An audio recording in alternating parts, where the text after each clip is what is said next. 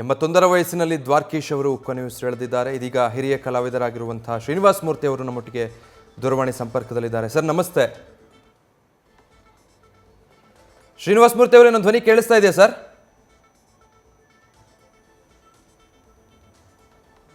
ನನ್ನ ಧ್ವನಿ ಕೇಳಿಸ್ತಾ ಇದೆಯಾ ಶ್ರೀನಿವಾಸ್ ಮೂರ್ತಿ ಅವರೇ? ಓಕೆ, ಸಂಪರ್ಕಕ್ಕೆ ಸಿಗ್ತಾ ಇಲ್ಲ ಅನ್ಸುತ್ತೆ. ಅಂದರೆ ಎಲ್ರಿಗೂ ಈಗ ಇದ್ದಕ್ಕಿದ್ದ ಹಾಗೆ ಸುದ್ದಿ ತಲುಪಿರುತ್ತೆ, ಆಘಾತ ಆಗಿರುತ್ತೆ. ಎಷ್ಟೋ ಜನರಿಗೆ ಪ್ರತಿಕ್ರಿಯಿಸೋದು ಹೇಗೆ ಆ ಕ್ಷಣಕ್ಕೆ ಅನ್ನೋದು ಕಷ್ಟ ಆಗುತ್ತೆ. ಆ ರೀತಿಯಾದಂಥ ಆಘಾತ, ಯಾಕಂದರೆ ಚಿತ್ರರಂಗದಲ್ಲಿ ಒಬ್ಬರಾದ ನಂತರ ಒಬ್ಬರು ಈ ರೀತಿ ಹಿರಿಯ ತಲೆ 4-5 ದಶಕಗಳು ಚಿತ್ರರಂಗಕ್ಕಾಗಿ ಸೇವೆ ಸಲ್ಲಿಸಿದಂಥ ಸಾಕಷ್ಟು ಜನರನ್ನು ಇತ್ತೀಚೆಗೆ ಕನ್ನಡ ಚಿತ್ರರಂಗ ಒಬ್ಬರಾದ ಮೇಲೆ ಒಬ್ಬರಾಗಿ ಕಳೆದುಕೊಳ್ಳ ಬರ್ತಾ ಇದೆ. ಇವತ್ತು ಬೆಳಗ್ಗೆ ದ್ವಾರಕೀಶ್ ಅವರು ಇನ್ನಿಲ್ಲ ಅನ್ನುವಂಥ ಸುದ್ದಿ ಬರ್ತಿದ್ದ ಹಾಗೆ ಅದೇ ರೀತಿಯಾದಂಥ ಆಘಾತ ಎಲ್ರಿಗೂ ಆಗಿದ್ದು. 1960ರ ಆಸುಪಾಸಿನಲ್ಲಿ ಅವರು ಪೂರ್ಣ ಪ್ರಮಾಣದ ನಿರ್ಮಾಪಕನಾಗಿ ಕನ್ನಡ ಚಿತ್ರರಂಗದಲ್ಲಿ ತೊಡಗಿಸಿಕೊಳ್ತಾರೆ. ಅದಾದ ನಂತರ ಯಾವುದೇ ಕ್ಷೇತ್ರದಲ್ಲೂ ಕೂಡ ಅದು ನನಗೆ ಸಂಬಂಧಪಟ್ಟಿದ್ದಲ್ಲ ಅಂತ ಸುಮ್ಮನಾದವರಲ್ಲ ದ್ವಾರಕೀಶ್ ಅವರು. ಇಲ್ಲಿವರೆಗೂ ಕೂಡ ನಟನೆ ಇರಬಹುದು, ನಿರ್ದೇಶನ ಇರಬಹುದು, ನಿರ್ಮಾಣ ಇರಬಹುದು, ಎಲ್ಲ ವಿಚಾರಗಳನ್ನು ಕೂಡ ಹೊಸತನಗಳ ಮೂಲಕವೇ ಪ್ರಯೋಗ ಮಾಡಲಿಕ್ಕೆ ಮುಂದಾದವರು. ಅದರಲ್ಲಿ ಬಹಳ ದೊಡ್ಡ ಯಶಸ್ಸನ್ನು ಕೂಡ ಕಂಡವರು.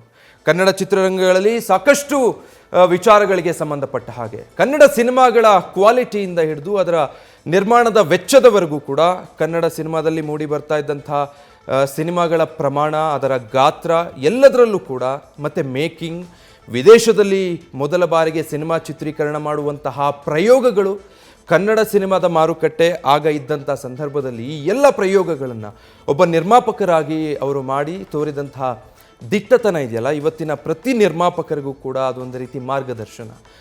ಬಾಮ ಹರೀಶ್ ಅವರು ಮಾತಾಡ್ತಾ ಹೇಳ್ತಾ ಇದ್ರು, 50 ಮತ್ತು ಅದಕ್ಕೂ ಹೆಚ್ಚು ಸಿನಿಮಾಗಳನ್ನು ಮಾಡಿ ನಿರ್ಮಾಪಕರಾಗಿ ಉಳಿದುಕೊಳ್ಳೋದಿದೆಯಲ್ಲ, ಅದು ಅದರಂಥ ದೊಡ್ಡ ಸಾಧನೆ ಇನ್ನೊಂದಿಲ್ಲ ಅಂತ.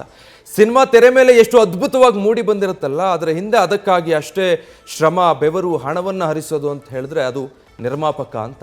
ಮತ್ತು ದ್ವಾರಕೀಶ್ ಯಾವಾಗಲೂ ಕೂಡ ಅತ್ಯುತ್ಸಾಹದಿಂದ ಇರ್ತಾಯಿದ್ರು. ಅವರ ಜೀವನೋತ್ಸಾಹ ಅವರಿಗೆ ವಯಸ್ಸಾದರೂ ಕೂಡ ಕಡಿಮೆ ಆಗಿರಲಿಲ್ಲ. ನೀವು ಇತ್ತೀಚಿನ ಅವರ ಸಂದರ್ಶನಗಳನ್ನು ಗಮನಿಸಿದ್ರೂ ಕೂಡ ಬಹಳ ಜೀವನೋತ್ಸಾಹವನ್ನು ಇಟ್ಕೊಂಡಿದ್ರು ಅವರು. ಬಹಳ ಲವಲವಿಕೆಯಿಂದ ಮಾತಾಡೋ ಪ್ರಯತ್ನ ಮಾಡ್ತಾಯಿದ್ರು, ಬಹಳ ಎನರ್ಜೆಟಿಕ್ ಆಗಿ ಕಾಣಿಸ್ಕೊಳ್ತಾ ಇದ್ರು. ಬಟ್ ಆರೋಗ್ಯ ಅವರಿಗೆ ಅಷ್ಟು ಸಹಕಾರ ನೀಡ್ತಾ ಇರಲಿಲ್ಲ. ಮೇಲಿಂದ ಮೇಲೆ ಆರೋಗ್ಯ ಸಮಸ್ಯೆಗಳನ್ನು ದ್ವಾರಕೀಶ್ ಅವರು ಎದುರಿಸ್ತಾನೆ ಬಂದಿದ್ದರು. ಆಸ್ಪತ್ರೆಗೂ ಕೂಡ ದಾಖಲಾಗಿದ್ದರು. ಇತ್ತೀಚೆಗೆ 10 ದಿನಗಳ ಬಳಿಕ ಹಿಂದೆ ಬಾಮ ಹರೀಶ್ ಅವರು ಅವರನ್ನು ಭೇಟಿ ಮಾಡಿದ ಸಂದರ್ಭದಲ್ಲೂ ಕೂಡ ಹೇಳ್ಕೊಂಡಿದ್ರಂತೆ, ಆರೋಗ್ಯ ಯಾಕೋ ಸಹಕರಿಸ್ತಾ ಇಲ್ಲ, ಉಸಿರಾಟದ ಸಮಸ್ಯೆ ಆಗ್ತಾ ಇದೆ, ಸ್ವಲ್ಪ ಉಸಿರಾಟ ಮತ್ತು ಎದೆನೋವಿನ ಸಮಸ್ಯೆಗಳು ಕಾಣಿಸ್ಕೊಳ್ತಾ ಇದೆ ಅನ್ನುವಂಥದ್ದನ್ನು ದೊಡ್ಡಣ್ಣ ಅವರು ಮಾತನಾಡಿದಾಗ ಕೂಡ ಹೇಳ್ತಾ ಇದ್ರು ಅಂತ. ಇತ್ತೀಚೆಗೆ ಯಾವುದೋ ಒಂದು ಕಾರ್ಯಕ್ರಮದಲ್ಲಿ ದ್ವಾರಕೀಶ್ ಅವರು ಸಿಕ್ಕಿದ್ರು. ಆ ಸಂದರ್ಭದಲ್ಲಿ ಬಹಳ ವೀಕ್ ಆಗಿ ಕಂಡು ಬರ್ತಾ ಇದ್ರು. ಮೊದಲಿದ್ದ ಹಾಗೆ ಇರಲಿಲ್ಲ.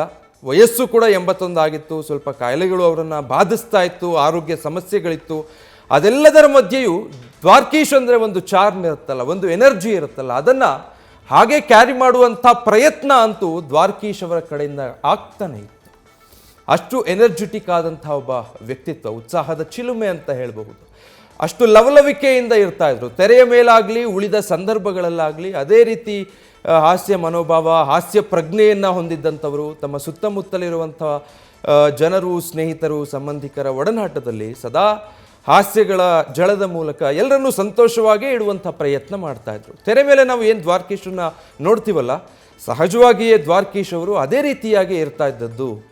ಅಷ್ಟು ಸೆನ್ಸ್ ಆಫ್ ಹ್ಯೂಮರ್ ಅವರಿಗೆ ಇರ್ತಾ ಇತ್ತು. ಮತ್ತು ಎಲ್ಲ ಸಂದರ್ಭಗಳನ್ನು ಒಂದೇ ರೀತಿ ಸ್ವೀಕಾರ ಮಾಡ್ತಾಯಿದ್ರು. ಗೆದ್ದಾಗ ತುಂಬ ಹಿಗ್ಗೋದು, ಸೋತಾಗ ಬಹಳ ಕುಗ್ಗಿ ಹೋಗೋದು, ಸೋಲಿನ ಸುಳಿಗೆ ಸಿಲುಕಿ ಅದರಿಂದ ಹೊರಬರೋದು ಹೇಗಪ್ಪ ಅಂತ ಚಿಂತೆಯೊಳಗೆ ಮುಳುಗು ಹೋಗೋದು, ಅಂಥದ್ದು ಯಾವುದೂ ಕೂಡ ದ್ವಾರಕೀಶ್ ಅವರ ಜೀವನದಲ್ಲಿ ಇದ್ದದ್ದೇ ಇಲ್ಲ. ದ್ವಾರಕೀಶ್ ಅವರು ಅಂತ ಹೇಳಿದರೆ ಪ್ರಯೋಗಗಳನ್ನು ಮಾಡೋದು, ಅದರಿಂದ ಬಂದಂಥ ಫಲಿತಾಂಶಗಳನ್ನು ದಿಟ್ಟವಾಗಿ ಎದುರಿಸೋದು. ಅದು ಸಕ್ಸಸ್ ಆದರೂ ಅಷ್ಟೇ, ಫೇಲ್ಯೂರ್ ಆದರೂ ಅಷ್ಟೇ.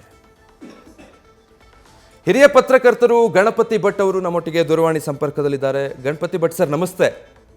ನಮಸ್ಕಾರ. ಪತ್ರಕರ್ತರಾಗಿ ಚಿತ್ರರಂಗದ ಒಡನಾಟ ಹೊಂದಿ ಸುದೀರ್ಘವಾಗಿ ಅವರೊಟ್ಟಿಗೆ ಕಾಲ ಕಳೆದಿರ್ತೀರಿ, ಬಲ್ಲವರಾಗಿರ್ತೀರಿ. ಬಟ್ ಈಗ ನಮ್ಮೊಂದಿಗೆ ಇಲ್ಲ ದ್ವಾರಕೀಶ್ ಅವರು, ಏನು ಹೇಳ್ತೀರಿ? ಇಲ್ಲ, ನನಗೆ ಸತ್ಯ ಹೇಳಬೇಕು ಅಂತಂದ್ರೆ ದ್ವಾರಕೀಶ್ ಅವ್ರ ಬಗ್ಗೆ ಅಂದುಕೊಳ್ಳಿಕ್ಕೆ ಆಗ್ತಾ ಇಲ್ಲ ನನಗೆ. ನಾನು ತುಂಬಾ ಒಂದು ರೀತಿಯಲ್ಲಿ ಡಿಪ್ರೆಷನ್ ತರ ಆಗ್ಬಿಟ್ಟಿದ್ದೀನಿ. ಯಾಕೆಂದ್ರೆ ದ್ವಾರಕೀಶು ನನ್ನ ಒಡನಾಟ ಅದು ಬಹಳ ಸುದೀರ್ಘವಾದದ್ದು. ಆಮೇಲೆ ನನ್ನ ಯೂಟ್ಯೂಬ್ ಅಲ್ಲಿ ಕೂಡ ಬಹುಶಃ ಕೊನೆ ಸಂದರ್ಶನ ಅಥವಾ ಸುದೀರ್ಘವಾದ ಸಂದರ್ಶನ ನಾನೇ ಮಾಡಿದ್ದು ಕಾಣುತ್ತೆ. ಹೌದು ಹೌದು. ಆಮೇಲೆ ದ್ವಾರಕೀಶ್ ಅವರ ಒಂದು ರೀತಿಯ ಬಹಳ ಕಲರ್ಫುಲ್ ಆದಂತ ವ್ಯಕ್ತಿತ್ವ. ದ್ವಾರಕೀಶ್ ಅವ್ರ ಬಗ್ಗೆ ನೀವು ಧನಾತ್ಮಕವಾಗಿ ಎಷ್ಟು ಮಾತಾಡಬಹುದೋ ಋಣಾತ್ಮಕವಾಗೂ ಅಷ್ಟೇ ಮಾತಾಡಬಹುದು. ಹೌದು. ಒಂದು ವ್ಯಕ್ತಿತ್ವ ಯಾವಾಗಲೂ ಬಹಳ ಬಲಿಷ್ಠ ಮತ್ತು ಶ್ರೇಷ್ಠ ಅಂತ ಅನ್ಸ್ಕೊಳ್ಳೋದು ಯಾವಾಗ ಅಂತಂದ್ರೆ ಅದು ಒಮ್ಮುಖ ಚಲನೆಯಲ್ಲಿ ಕಾಣಿಸ್ಕೊಂಡಾಗಲ್ಲ, ಅದು ಬಹುಮುಖಿಯಾಗಿ ಕಂಡಾಗ. ದ್ವಾರಕೀಶ್ ಒಬ್ಬ ಕಲಾವಿದರು, ನಟರು, ನಿರ್ದೇಶಕರು, ನಿರ್ಮಾಪಕರು, ಆಮೇಲೆ ಚಿತ್ರರಂಗದ ಬಗ್ಗೆ, ಇಡೀ ವರ್ಲ್ಡ್ ಸಿನಿಮಾದ ಬಗ್ಗೆ ಬಹಳ ಅದ್ಭುತವಾಗಿ ತಿಳ್ಕೊಂಡವರು. ಮತ್ತೆ ಸೋಲು ಗೆಲುವು ಅದು ಯಾವುದೇ ಅತ್ಯಂತ ಚಿತ್ರರಂಗಕ್ಕೆ ಯಾವತ್ತೂ ಮುಖಾಮುಖಿಯಾದವರು. ಈಗ ಅವರು ಏಜಿನ ವಯೋಸಹಜವಾಗಿ ಅವರಿಗೆ ಅಸೌಖ್ಯ ಇತ್ಯಾದಿ ಎಲ್ಲ ಇತ್ತು. ಆದ್ರೆ ಆ ಹೊತ್ತಿನಲ್ಲೂ ಕೂಡ ಚಿತ್ರರಂಗದ ಬಗ್ಗೆ ನಿಮಗೆ ಇವತ್ತಿನ ಪ್ಯಾನ್ ಇಂಡಿಯಾ ಅಂತ ಅನ್ನುವಾಗ ಅಥವಾ ಅದರ ಹಿನ್ನೆಲೆಯಲ್ಲಿ ಆದ ಸೋಲುಗಳು, ಹೊಸ ಸಿನಿಮಾಗಳು ಯಾಕೆ ಇವತ್ತು ಸೋಲ್ತಾ ಇವೆ, ಇಂಥ ವಿಚಾರಗಳ ಬಗ್ಗೆ ಕೂಡ ಬಹಳ ಕರಾರುವಕ್ಕಾಗಿ ಮಾತಾಡ್ತಾ ಇದ್ರು ಅಂತ. ಅಂದ್ರೆ ನಿಮಗೆ ಇಡೀ ಚಿತ್ರರಂಗದ ಒಂದು ವರ್ಣಮಯ ಯುಗ ಇವತ್ತು ಅಂತ್ಯಗೊಂಡಿದೆ. ಹೌದು. ಒಂದು ನಿರ್ಮಾಣ ಅಥವಾ ಒಂದು ಚಿತ್ರರಂಗದಲ್ಲಿ ನಿರ್ಣಾಯಕವಾಗಿ ಒಬ್ಬ ವ್ಯಕ್ತಿ ಎಷ್ಟಿಗೆ ನಿಲ್ಲಬಲ್ಲ ಅನ್ನೋದಕ್ಕೆ ಇದು ಒಂದು ಸಾಕ್ಷಿ ಪ್ರಜ್ಞೆ ಆಗಿದ್ರು ಅಂತ ಅವರು. ಹೌದು. ನಾವು ದ್ವಾರಕೀಶರಿಂದ ಕಲ್ತದ್ದು ಕಡಿಮೆ, ದ್ವಾರಕೀಶನನ್ನ ದ್ವೇಷಿಸಿದ್ದು ಜಾಸ್ತಿ, ದ್ವಾರಕೀಶನ್ನ ನಾವು ಟೀಕೆ ಮಾಡಿದ್ದು ಜಾಸ್ತಿ. ಇವತ್ತು ನಾವು ಪ್ಯಾನ್ ಇಂಡಿಯಾ ಅಂತ ಹೇಳ್ತೇವೆ, ಕನ್ನಡದಲ್ಲಿ ಸಿನಿಮಾ ಮಾಡಿ ಬೇರೆ ಬೇರೆ ಭಾಷೆಗೆ ತರ್ಜುಮೆ ಮಾಡಿ ಒಂದು ಫೇಕ್ ಇಂಡಿಯಾದ ಒಂದು ಇಡೀ ಅಟ್ಮಾಸ್ಫಿಯರ್ ಅನ್ನ ಕ್ರಿಯೇಟ್ ಮಾಡಿದ್ದೇವೆ. ಆದ್ರೆ ಅದೇ ನೀವು ದ್ವಾರಕೀಶು ಈ ಸಿನಿಮಾ ರಂಗಕ್ಕೆ, ಭಾರತೀಯ ಚಿತ್ರರಂಗಕ್ಕೆ ಬಹುಶಃ ಪ್ಯಾನ್ ಇಂಡಿಯಾದ ಪರಿಕಲ್ಪನೆಯನ್ನ ಆಫ್ರಿಕಾದಲ್ಲಿ ಶೀಲವನ್ನ ತಂದುಕೊಟ್ಟವರು. ಹೌದು. 4 ಭಾಷೆಯಿಂದ ನಟರನ್ನ, ತಂತ್ರಜ್ಞಾನನ ಕರ್ಕೊಂಡೋಗಿ ವಿದೇಶದಲ್ಲಿ ಶೂಟ್ ಮಾಡಿದಂಥವ್ರು. ದ್ವಾರಕೀಶನಿಂದ ನಾವು ಏನ್ ಪಡೆದಿದ್ದೇವೆ ಅನ್ನೋದಕ್ಕಿಂತ ದ್ವಾರಕೀಶ್ ಚಿತ್ರರಂಗಕ್ಕೆ ಬಹಳ ಅದ್ಭುತವಾದ ಕೊಡುಗೆಯನ್ನ ಕೊಟ್ಟಿದ್ದಾರೆ. ಅದನ್ನ ನಾವಿವತ್ತು ಬಹುಶಃ ದ್ವಾರಕೀಶನ ನೆಲೆಯಲ್ಲಿ ಅದನ್ನ ಸ್ಮರಿಸಿದ್ರೆ, ಅದನ್ನ ನಾವು ಗಮನಕ್ಕೆ ತೆಗೆದುಕೊಂಡು ದ್ವಾರಕೀಶ್ ಅವರ ಸಾಧನೆಯನ್ನ ಗಮನಿಸಿದ್ರೆ ಬಹುಶಃ ಅವರಿಗೆ ಒಪ್ಪಿಸುವ ಮತ್ತು ಸಲ್ಲಿಸುವ ನಿಜವಾದ ಶ್ರದ್ಧಾಂಜಲಿ ಅಂತ ನಾನು ಭಾವಿಸ್ತೇನೆ.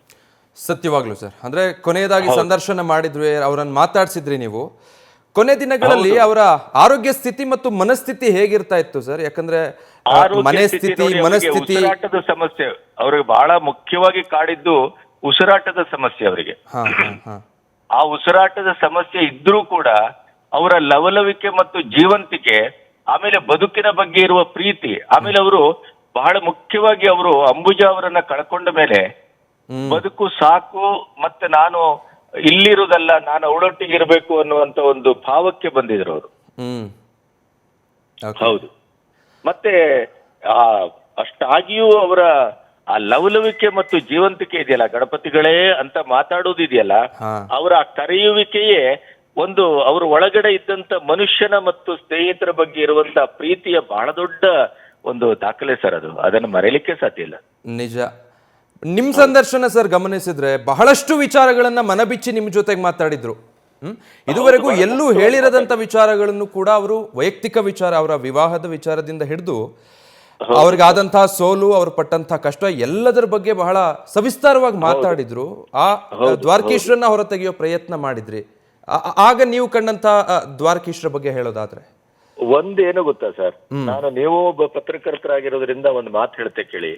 ಒಂದು 40 ವರ್ಷದ ಪತ್ರಿಕೋದ್ಯಮದ ಹಿನ್ನೆಲೆಯಲ್ಲಿ ನಾನು ಹೇಳುದು, ನೀವು ಪಾರಸ್ಪರಿಕವಾಗಿ ವಿಶ್ವಾಸಾರ್ಹತೆಯನ್ನ ಎಲ್ಲಿ ನೀವು ಗಳಿಸ್ಕೊಳ್ತೀರಿ ಅಲ್ಲಿ ನಿಮಗೆ ವೈಯಕ್ತಿಕವಾದ ಒಡನಾಟ ನಿಮಗೆ ದಕ್ಕುತ್ತದೆ. ಹೌದು. ನನಗೆ ದ್ವಾರಕೀಶ್ ಯಾಕೆ ನನ್ನೊಟ್ಟಿಗೆ ಅಷ್ಟು ಮುಕ್ತವಾಗಿ ಹೃದಯದ ಅಂತರಾಳದ ಮತ್ತು ಎಲ್ಲೂ ಬಿಚ್ಚಿಕೊಳ್ಳಲಾರದ ಕೆಲವು ಗೌಪ್ಯದ ನೆಲೆಯಲ್ಲೂ ಅದನ್ನ ನನ್ನೊಟ್ಟಿಗೆ ಮಾತಾಡಿದ್ರು ಅಂತಂದ್ರೆ, ನನಗೆ ಅವರ ವಿಶ್ವಾಸಾರ್ಹತೆಯ ನೆಲೆಯಲ್ಲಿ ನನಗೆ ಪ್ರವೇಶ ಮಾಡ್ಲಿಕ್ಕೆ ಸಾಧ್ಯ ಆಗಿತ್ತು ಸರ್. ಆಮೇಲೆ ಅವರು ಕೆಲವು ವಿಷಯದಲ್ಲಿ ದ್ವಾರಕೀಶ್ ಕೊನೆ ದಿನಗಳಲ್ಲಿ ಎಲ್ಲವನ್ನು ಹೇಳ್ಕೊಂಡು ಬಿಡ್ಬೇಕು, ನನ್ನ ಒಳಗನ್ನ ಬರಿದು ಮಾಡ್ಕೊಂಡ್ಬಿಡ್ಬೇಕು, ನಾನು ಯಾವ್ದನ್ನು ಉಳಿಸ್ಕೊಂಡೇ ಹೋಗ್ಬಾರ್ದು ಅನ್ನುವಂತ ಒಂದು ನೆಲೆಗೆ ಬಂದ ಹಾಗೆ ನನಗೆ ಕಾಡ್ತಾ ಇತ್ತು. ಎಲ್ಲೂ ಅವರಿಗೆ ಪಶ್ಚಾತ್ತಾಪ ಇರಲಿಲ್ಲ. ಅಂದ್ರೆ ನಾನು ಏನೋ ಮಾಡಿದೆ, ಸೋತೆ, ಗೆದ್ದೆ, ಅದೊಂದು ಬದುಕಿನ ಮತ್ತು ಹೋರಾಟದ ಒಂದು ರಿದಮ್, ಅದೊಂದು ಭಾವ ಅನ್ನುವಂತ ಭಾವನೆ ಇತ್ತೇ ಹೊರತು ಎಲ್ಲೋ ಒಂದ್ ಕಡೆ ನಾನು ಸೋತೆ ಇದ್ ಮಾಡಿದೆ ಆ ತರದ ಯಾವ ಹಳಹಳಿಕೆಯೂ ಇರ್ಲಿಲ್ಲ ಅವ್ರಿಗೆ. ಓಕೆ, ಬಟ್ ಏನಾದ್ರೂ ಕಾಡ್ತಿತ್ತ ಸರ್ ಅವರನ್ನ? ಯಾವ್ದಾದ್ರು ವಿಷಯ ಅಥವಾ ವಿಚಾರಗಳು ಕಾಡ್ತಿತ್ತಾ ದ್ವಾರಕೀಶ್ ಅವರನ್ನ ಅವ್ರ ಮಾತುಗಳಲ್ಲಿ ವ್ಯಕ್ತವಾಗೋ ಹಾಗೆ? ಕೆಲವು ನಾನು ಮಾಡಬಾರದ ತಪ್ಪುಗಳನ್ನ, ಮಾಡಬಾರದ ನೆಲೆಗಳನ್ನ ಮುಟ್ಟಿದ್ದೇನೆ, ಜೀವನದಲ್ಲಿ ಅದನ್ನ ಮಾಡಬಾರ್ದಿತ್ತು ಅನ್ನೋದ್ರ ಬಗ್ಗೆ ಅವರಿಗೆ ಸ್ಪಷ್ಟವಾದಂತ ಹಳಹಳಿಕೆ ಇತ್ತು. ಹೌದು. ಓಕೆ, ಅದು ನನ್ನ ಸಂದರ್ಶನದ ಉದ್ದಕ್ಕೂ ನಿಮ್ಗದು ಕರೆಕ್ಟ್ ಆಗಿ ನೋಡಿದ್ರೆ ನಿಮ್ಗೆ ಅಂಡರ್ ಕರೆಂಟ್ ತರ ಕಾಣುತ್ತದೆ. ಹೌದು ಹೌದು. ಬಹಳ ನಾವು ಅವರನ್ನ ಅರ್ಥ ಮಾಡಿಕೊಳ್ಳುವಂತ ನೆಲೆಗೆ ಹೋದದ್ದಕ್ಕಿಂತ ನಾವು ಅವರನ್ನ ಅಪಭ್ರಂಶವಾಗಿ ಕಂಡದ್ದೇ ಜಾಸ್ತಿ ಸರ್. It's very bad. ಹೌದು ಹೌದು. ನಾವು ಅವರಿಂದ ಬಹಳ ಕಲಿಬೇಕಾದ್ದಿದೆ. ಮತ್ತು ಅವರು ಕನ್ನಡ ಚಿತ್ರರಂಗಕ್ಕೆ ಒಂದು ದೊಡ್ಡ ಮಾದರಿಯಾದಂತ ವ್ಯಕ್ತಿತ್ವ ಸರ್ ಅದು ಅವ್ರದ್ದು. ನಿಜ ನಿಜ. ಹೌದು. ಧನ್ಯವಾದ ಸರ್. ನೆಗೆಟಿವ್ ಎಲ್ಲರಲ್ಲೂ ಇರುತ್ತೆ ಸರ್. ಯಾರು ಸರ್ವಶಕ್ತ, ಯಾರು ದೇವರಾಗ್ಬಿಡ್ತಾನೆ ಇಲ್ದಾರೆ. ಆದ್ರೆ ಬಹುತೇಕವಾಗಿ ಚಿತ್ರರಂಗಕ್ಕೆ ಒಂದು ಹಠ ಮತ್ತು ಒಂದು ಸಾಧನೆ, ಆಮೇಲೆ ಚಿತ್ರವನ್ನ ಮಾಡಿದ್ರೆ ಈ ಲೆವೆಲ್ಗೆ ಮಾಡಬೇಕು ಅನ್ನುವಂತ ಒಂದು ಕೆಲವು ಮಾತುಗಳನ್ನೆಲ್ಲ ಆಡ್ತೇವಲ್ಲ, ಅದೆಲ್ಲದಕ್ಕೂ ಸಾಂಕೇತಿಕವಾದಂತ ಒಂದು ಪ್ರಜ್ಞೆ ಇದ್ರೆ, ಅದ್ರ ವ್ಯಕ್ತಿತ್ವ ಇದ್ರೆ ಅದು ದ್ವಾರಕೀಶ್ ಮಾತ್ರ ಸರ್. ನಿಜ. ಧನ್ಯವಾದ ಸರ್ ನ್ಯೂಸ್ ಫಸ್ಟ್ ಜೊತೆ ಮಾತನಾಡಿದ್ದಕ್ಕೆ.